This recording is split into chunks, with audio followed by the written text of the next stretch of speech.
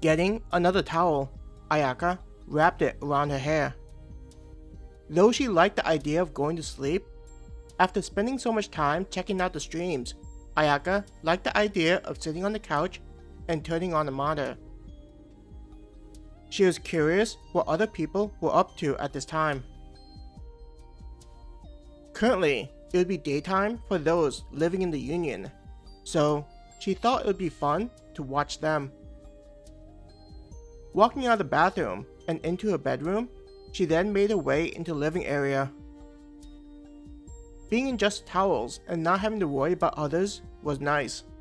She realized that such a thing was still a new experience, considering she had still lived with her parents back in the day. It meant that Ayaka wouldn't have just casually walked into the living room just wearing a towel, and watched the TV considering her parents lived there too. But now, it being just her, there's no reason not to feel freer, not to worry about wearing clothes. This just solidified the sense that the current room she rented was her place, and not just something she stayed inside. Moving to the monitor, she turned it on and waited for the menu to appear. It didn't take much time to navigate her way to a stream. Finding one that she liked, Ayaka then made her way to the couch and relaxed.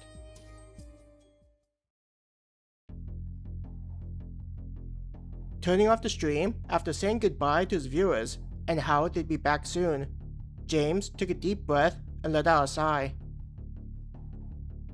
Could we not do that again? Maya growled as she glared at James from where she was lying, up against a tree. It's not worth getting killed so that you can get more donations from your adoring fans. James tried to ignore Maya's bark, understanding that it was just due to the accumulated stress from having to take on the request that they did from the Adventurers Guild. How about doing those pool streams?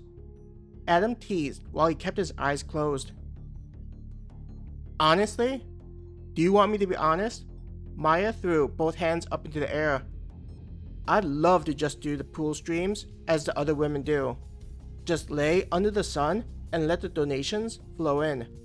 She sneered at Adam. Adam chuckled. Hey, I'm not going to judge. I bet our dear leader wouldn't mind getting a nice view of you in a skimpy bikini. He opened his right eye as he looked at Maya. You think that would stop me? I think having to do such an indecent act is far better than the risk of getting eaten. Maya sneered at Adam, pointing at him. You yourself have been eaten at least 100 times. Are you some kind of masochist? Do you enjoy getting killed or eaten? Laughing at Maya's comment, Adam grinned. That might be why I enjoy my current relationship. He winked at her mockingly. James tried to ignore the argument between Maya and Adam. It wasn't new and slowly became a regular thing. The fighting even made people want to watch their streams even more, often egging the two on into fighting for the viewers. Raising his bracelet, James navigated through the screens to find what the balance was. Seeing that it was several thousand, he couldn't help but think how ridiculous a situation it was. If I consider how much I made working at my part-time job at the diner as a dishwasher compared to now, James couldn't help but think that everything burning down was a fortunate thing. He tried not to think about his life as an orphan, struggling to make his way, forced to sleep with other homeless people.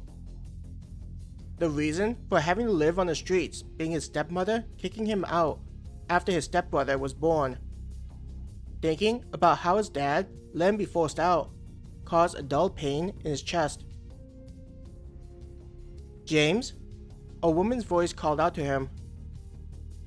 Realizing that he was likely ignoring them, James smiled at Maya. On Maya's face was a worried expression.